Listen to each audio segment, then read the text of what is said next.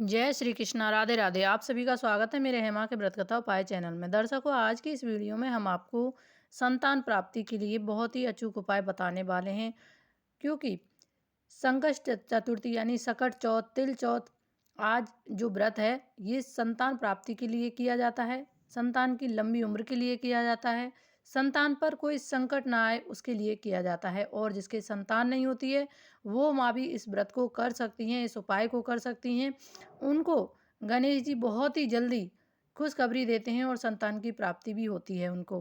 तो चैनल को सब्सक्राइब करें, साइड में ऑल को प्रेस करें हमारी इसी तरह की उपाय और कथा की वीडियो प्राप्त करने के लिए।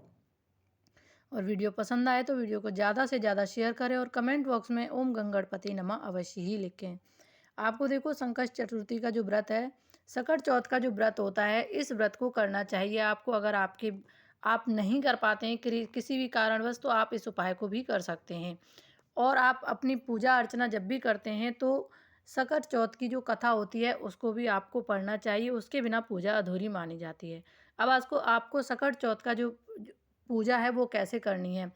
आपके घर में देखो एक चौकी, छोटी सी चौकी है तो आप चौकी चौकी लगा लें, या फिर कोई पटला है उस पे भी आप लाल कपड़ा बिछा करके गणेश जी की मूर्ति रखें। और शिव पार्वती के जो पूरा परिवार होता है, शिव जी की पूजा की जाती है, माता पार्वती की पूजा की जाती है। तो अगर आपके पास फ़ोटो तस्वीर है तो वो भी रखें। एक आटे का चौमुखी दीपक ले लें, नहीं है तो आप पीतल का भी ले सकते हैं, मिट्टी का भी ले सकते हैं, लेकिन चौमुखी होना चाहिए। ठीक है। तो आपको उसमें तिल का तेल डालना है, ध्यान रहे तिल का तेल उसमें डालें।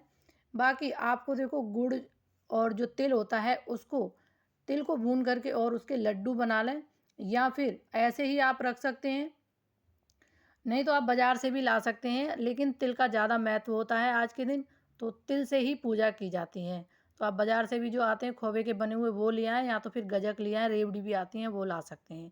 इन सभी को रखना है आपको। अब आपको हरी दुर्वा लेनी है, क्योंकि गणेश जी को हरी दुर्वा अति प्रिय है। और आपको चावल लेने हैं, लेकिन आपको देखो ध्यान रहे कि टूटे-फूटे चावल बिल्कुल भी नहीं होने चाहिए। एक कटोरी में चावल ले लें, चावलों को पहले भिगो लें, आप थोड़े से चावल भिगो लें और उसके बाद उसका पानी निकाल के शाम को पूजा के लिए उनको रख दें। बाकी जो पूजा की जो सामग्री होती है वो सभी आपको रखना है, धूप, दीप, सभी चीज़ें आपको रखनी है, रोली-मोली सभी चीज़ें आपको रख लेनी है एक थाली में, ठीक है? इसके बाद आपको गणेश जी की पूजा करनी है। जिस तरीके से गणेश जी की पूजा की जाती है, उनको चंदन लगाएँ, माता पार्वती को रोली का लगाएँ। और आपको देखो, रोली का जो चंदन आप लगा रहे हैं माता पार्वती को, उसको लगाने के बाद अपनी मांग में भरें। और गणेश जी को और शिव जी को आप पीला चंदन लगा सकते हैं, या अगर रोली है तो आप रोली का लगा सकते हैं। तो आपको ये करना है। इसके बाद आपने जो हरी दुर्वा ली है उसकी आपको 7 अंकुर ले लेनी है, या तो आप 7 गड्डी ले सकते हैं, छोटी-छोटी बना सकते हैं, या 7 अंकुर भी ले सकते हैं। 4 आपको देखो अपनी मनोकामना बोलकर उनके चारों हाथों में आपको रख देना है, और एक आपको भगवान गणेश जी के मस्तक पर आपको रख देना है। जो आपने चावल लिए अपनी मनोकामना बोल करके 3 बार टीका लगाने के बाद 3 बार वो चावल आपको गणेश जी के मस्तक पर लगाने हैं। और इसके बाद आपको दीपक जो है वो प्रज्वलित कर लेना है, यानी कि दीपक आपको जला लेना है और वहाँ पे रख देना है। सभी की पूजा आप करनी है। पूजा अर्चना आपको करने के बाद अब आपको देखो, जो तिल आपने बनाए हैं वो उनको वहीं उनके सामने रख दें, और 5 जगह आपको जो प्लेट थाली जो भी लिया 5 जगह उनको रखना है, और पाँचों जगह आपको एक एक का सिक्का भी रखना है। इस तरीके से रख लें। और इसके बाद आपको जो संतान प्राप्ति के लिए जो उपाय हम बताने वाले हैं उसके लिए आपको क्या करना है। उसके लिए आपको देखो, एक नारियल लेना है, एक आपको मूली लेनी है।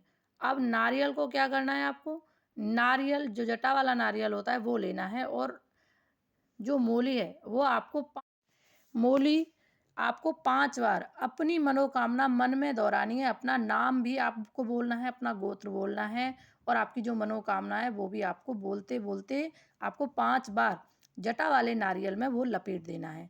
ठीक है? इसके बाद उस पर एक स्वास्तिक चिन्ह बनाना है, यानी कि एक सतिया आपको बना देना है। स्वास्तिक जो होता है वो बनाना है, रोली से ही आपको बनाना है।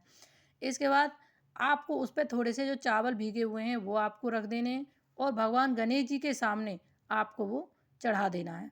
इसके बाद आपको फल लेना है, कोई भी फल आप ले सकते हैं लेकिन फल ज़रूर होने चाहिए। आपको एक फल लेना है और उस पर भी आपको मूली लेकर के आपको 5 बार लपेटना है, अपनी मनोकामना बोलनी है और इसके बाद उस पर एक टीका लगा देना है और गणेश जी के सामने आपको चढ़ा देना है। इस तरीके से आपको चढ़ाने के बाद दीपक जला लेना है और ओम गंगणपते नमः इस मंत्र का, गणेश जी का जो भी आपको सरल मंत्र लगे, आपको एक माला का जाप अवश्य करना है। अगर ज़्यादा नहीं कर सकते हैं तो 21 बार आपको ज़रूर ही करना है बैठ कर के। इसके बाद आपको अपनी मनोकामना दोहरानी है और थोड़ी देर आँख बंद करके वहीं बैठे रहना है।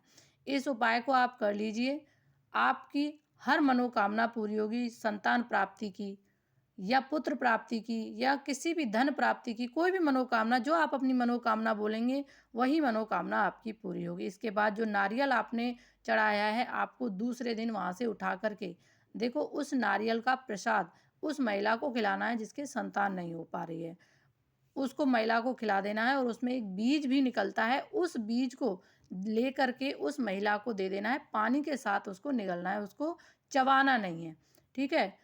तो बाकी और सब प्रसाद ले सकते हैं उस नारियल में से और जो फल है, वो भी उसी महिला को खिलाना है जिसके संतान की प्राप्ति नहीं हो रही है या पुत्र प्राप्ति की इच्छा रखते हैं, उनको खिला देना है। तो ये उपाय आपको करना है। और जो हरी दुर्वा आपने ली है और जो चावल आपने चढ़ाए उनको एक कपड़े में बांध करके आप अपनी तिजोरी में रखें। आपकी धन की कभी भी कमी नहीं रहेगी, आपकी हर मनोकामना पूरी होगी। तो आप इस उपाय को अवश्य करें। और जब भी आप पूजा करें, देखो किसी भी व्रत में पूजा जब भी करते हैं, या वो अघोरी अष्टमी का है या वो करवा चौथ का है, तो आप 1 लोटा जल आप जो रखते हैं उसमें आपको देखो तिल डालना है। 1 लोटा आपको जल रखना है और उसमें तिल डालना है, थोड़ा गुड़ डालना है और थोड़ा-सा दूध डाल लेना है और उसी से आपको अर्घ देना है शाम को। जब आप अर्घ देंगे चंद्रदेव को, तो उसके बाद आपको थोड़ा-सा जो प्रसाद आपने लिया है उसका भी भोग लगाना है। और जो प्रसाद आपने रखा है 5 जगह पर, उनको आपको देखो या तो मंदिर में दे देना है या किसी बुढ़िया माई को देना है, दक्षिणा के साथ आपको वो देना है। तो इस तरीके से आपको ये उपाय करना है और इस उपाय से बहुत ही जल्दी गणेश जी प्रसन्न होते हैं और मनवांछित फल देते हैं। जय श्री कृष्णा, राधे राधे।